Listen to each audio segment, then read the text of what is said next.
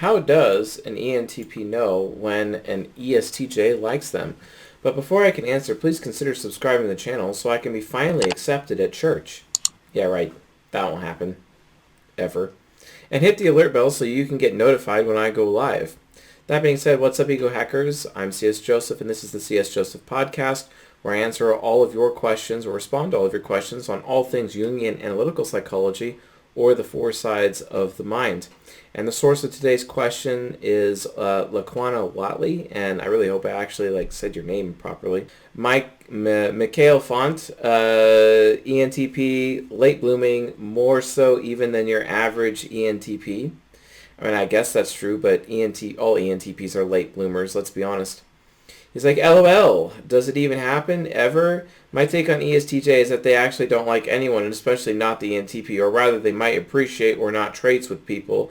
Say they might like people to be compliant and pleasant, or maybe loyal and hardworking, but they can't really stand all these damn fawning people pleasers and yay-sayers. And this becomes the lifelong riddle of the ESTJ. They surround themselves with people they think they like, mainly ones who don't threaten their pride by questioning them, only find that they actually don't like them, and they just become annoying because they are limited. But people they might truly like, the ones that could make them grow, they say these people as the enemy. For example, the ones you either eliminate or buy off but not make friends with. Dang, this guy's got a sharp tongue. Sounds pretty ENTP to me. They might at some point, given enough time, come to respect one or two of them, but friendship, nah. Being too set in their habits and values, this would just take a little bit more than a lifetime to happen. He's not wrong. They're truly their own prisoners, possibly the most underdeveloped of the MBTI as compared to their potential. In a better society with better values, they'd be the guardians of these instead, as is they're more or less just reproducers of unresolved Oedipal complexes, brute force as the preferred method of conflict resolution, and sexual neuroses leading to compensatory grandiosity. For example, the perpetuators of good old paternalistic Abrahamic traditions, despite the death of God and despite often being atheists themselves. Wow. They need enlightenment. Actually, we all do. So can someone throw a global French Revolution refresher reenactment, including the history of ideas leading up to it, please? Dang. Mikhail Font, that was a dope roast, if I've ever heard one, towards ESTJs. I have no choice but to upvote this. Wow. Yeah, we got Ingrid Lee. As an ESTJ, if I am paying attention to you and communicating with you outside of a forced arrangement such as the workplace, then I like you. I will normally invite you to spend time with me doing something fun so that we can get to know one another better. I may also bring you something you are interested in. Let's say you like a certain baseball team. Maybe I'll give you a rare baseball card or signed cap of your favorite player. I might bake your favorite cookies. We value time and don't waste it on people we don't like.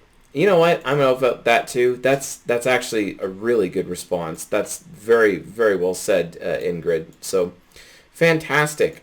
Okay, so how does an ENTP know when an ESTJ likes them? For starters, if you're considering this as a sexual relationship, don't.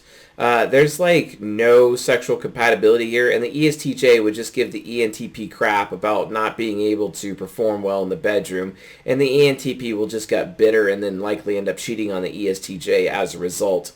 And that's not to say that the ESTJ wouldn't cheat themselves, but it's more likely that the ENTP would either just door slam them with their INTJ shadow or just straight up cheat on them, later. I'm not saying all ENTPs do this. I'm just saying that there's a huge potential for that, and that's something that should be watched out for, etc. That being said, it's here. Let me see what Mikhail Font is saying here, but. Yeah, I mean, the thing is that, there's super high emotional compatibility between the two types. And if really they have a connection, it's because the emotional needs of the ESTJ is actually being met. And if it's an ESTJ woman, chances are she's using the ENTP man to be some kind of emotional tampon. Or if it's vice versa, if it's an ESTJ man, he may be just considering the ENTP woman as, just a potential, a side piece, etc., where it's like, hey, definitely, I like what you're thinking, and you're really smart and you're very intelligent, but this is not really going to be something that I'm going to commit myself to. And it's usually because the ESTJ doesn't actually know what they want. And, as a result, this relationship is probably not going to get anything more than F buddies. Let's be honest. Just straight up F buddies, which the ENTP, male or female, is not really going to be down for in the long run, because their SI inferior just can develop Stockholm syndrome for the ESTJ, and they can become super attached to the ESTJ over time if it goes beyond F buddies, or at least if the F buddies actually go on indefinitely. And that could actually be really horrible for the ENTP, and it can actually cause a lot of bitterness for the ENTP that could lead to potential cheating or a very painful breakup. Usually the ENTP will go out of their way to avoid a breakup at all costs, even to the point of extending the abusive relationship. But in the relationship context, if this is what the context of the question actually is, how does an ENTP know when an ESTJ likes them? Is the ESTJ liking them? Because I imagine this is an ENTP man asking about an ESTJ woman, but honestly, it's not really going to happen. The ENTP man better be insanely physically fit, because the expert sensing critic of the ESTJ woman is going to get in the way and criticize his dress, criticize if whether or not he has excess body fat. She may even voice it to him or not. And that's very normal. It's very normal for ESTJs to do that. They have an insanely high standard for the health of other people, and they expect that standard to be maintained indefinitely. And oftentimes they actually can't meet that standard themselves, but they do try. ESTJs are often in the gym, and oftentimes you see a lot of ESTJ women as part of hanging out with the gym rats, etc., on a regular basis. And that's a thing. That's a very normal thing. But if an ESTJ likes them, yeah, they like them, but it'll be short-lived, because eventually the ESTJ is just going to be made uncomfortable by the ENTP, because then they're going to start judging the ENTP as someone who's consistently embarrassing the ESTJ on a regular basis. And eventually the ESTJ is just going to stop liking the ENTP after a while. Not only that, for example, this actually happened to Railgun and I recently. I was at a local restaurant. They had a fire outside. I was sitting with a bunch of random people that I met. I was talking psychology to them, although I technically told them I was a psychic just for some, fun, etc. And I mentioned the story before, but there was this ESTJ woman who was listening in on our conversation, and some of the criticisms that I was having of certain people matched her, basically, and she started feeling really bad with her FI inferior, and she started freaking out. So she came over to our group uninvited and just completely interrupted the entire interaction, because from her standpoint, she didn't want to hear anymore. Her SI parent didn't want to hear my criticisms of her, even though I wasn't criticizing her, but she was taking it personally. And then she had to come there and break up the entire situation and take everyone's attention off of me and onto her. And then one of the guys that was sitting with us, some ESFP, was like, oh yeah, she's pretty hot. And he was literally trying to get laid at that point. And then all of our intellectual discussion completely went out the window. And Railgun and I just decided to leave, because of that was just a completely lame situation. And we all left and went home and never had anything to do with each other ever again. It was completely lame. But that's just an example of how an ESTJ over time, yeah, they may like an ENTP at first, but it's short-lived. It's not going to last forever. There's a higher chance of an ISTJ, being able to subsist and handle that from an ENTP. But in the long run, is that really sustainable? No, it's not. Because, again, the ESTJ will still put their comfort, their personal comfort level, over that of the ENTP. And the ENTP is not even going to like that, because SI inferior is going to demand comfort far more than the ESTJ is. And then the ESTJ is just going to look at them and be like, wow, you're actually really weak with their SE critic. They'll just start criticizing the ENTP for being super weak. And that's the fastest way to cause an ENTP to be turned off. Call an ENTP weak if you want ENTP completely turned off and just going elsewhere and away from you, because they're just like, okay, why being loyal to you whatsoever?